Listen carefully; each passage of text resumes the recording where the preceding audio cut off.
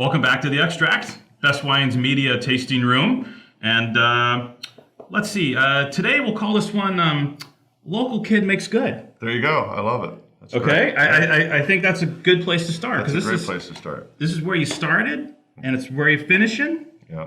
In case you've been living under a rock the last 20, 30 years, guy next to me, Drew Bledsoe, standout quarterback at Washington State, home team again, boom. Yeah, go Cougs. And knocking him dead as an All-Pro at the Pats. I don't need to explain. It's right there.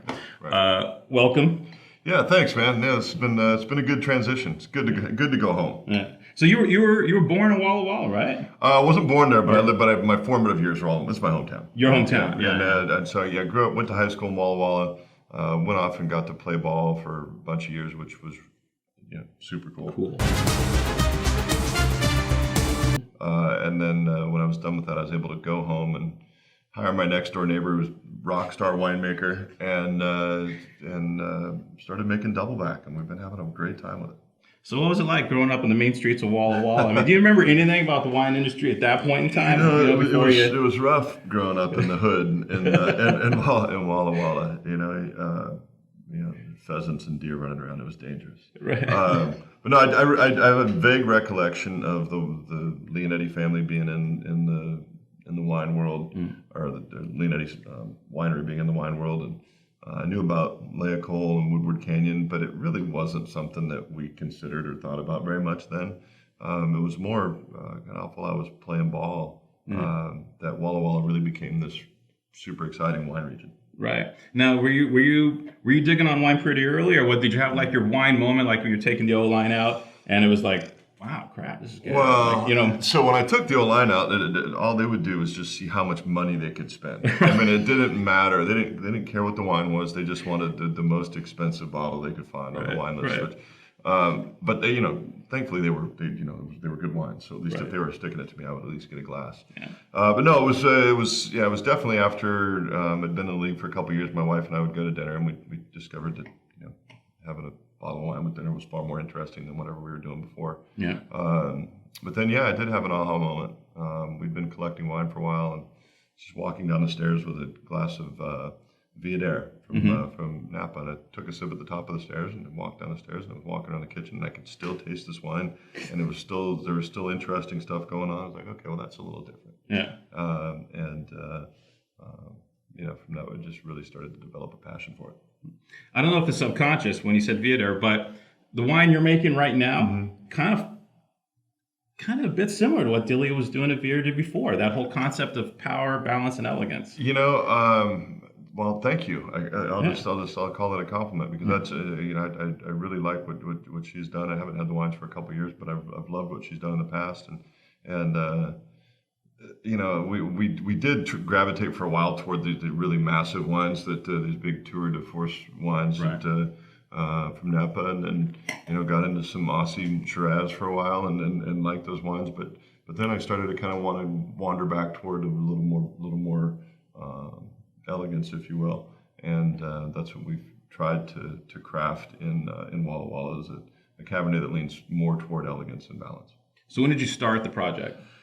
We started the project. We bought our first piece of ground in 2003, but that was not in the Walla Walla Valley. We planted a vineyard, subsequently sold that one, and planted McQueen Vineyard in 2007, and then also decided to buy some fruit in 2007, and so we launched with the 2007 vintage. Yeah.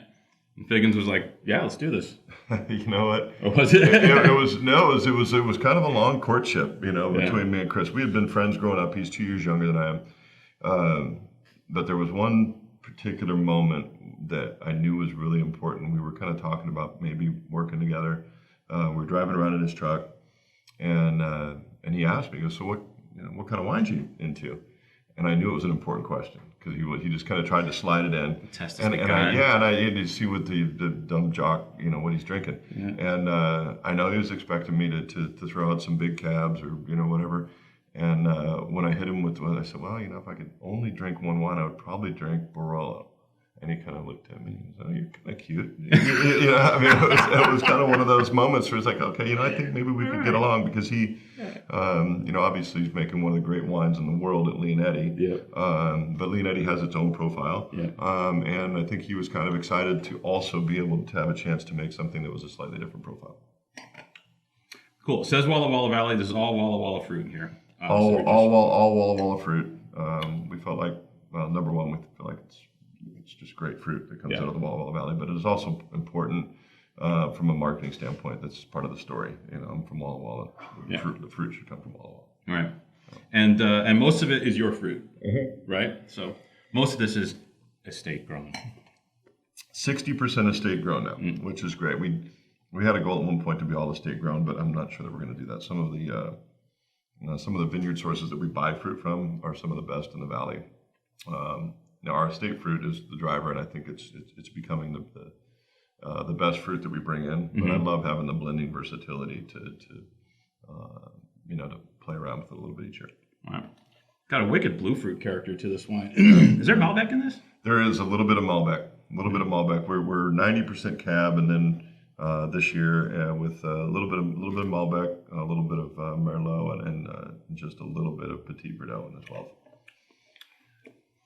So this is it. Now you just freaking travel around and travel and drink wine and call it work. Life's good. It's good. Well, it's kind of like, it's a little bit like football. You got to do what you love every Sunday. I'm trying to see if I can go my whole life and never have a real job. And so I got to play a game for a while, and now I get to drink booze for a while and raise kids and have fun. Well, dude, freaking 2012 is a knockout. Yeah, thanks, man. Yeah, congratulations. I mean, super, super sharp wine, and this is what's coming down the pike, right? It is, yeah. 12's out. It's available in the market. We're really excited about it, and also just really excited about the future. You know, we're done expanding. We're gonna be who we are. We're gonna stay small, and enjoy it, and try to make the best juice we can make every year. I'm gonna have to come up and hang out on your patio. You got to come hang out with us. Walla Walla is a good spot. It's like getting in a time machine and going back in time about 40 years. Dude, last time I was in Walla Walla, the only place to hang out was like there was some kind of like old wine bar downtown or something like that. And now country club. We're kind of fancy now. We've got 5 or 6 world-class restaurants. So if you want to come see us in Walla Walla, it's good little wine tasting spot, good food, and it's really pretty, and it's just easy. People are super friendly. It's great. As they say, game on. For sure. Drew, pleasure. Thanks so much, man. That was a good hang, man. Thanks for the interview, and appreciate it. That was good fun. Now we can get back to drinking some wine. Yeah.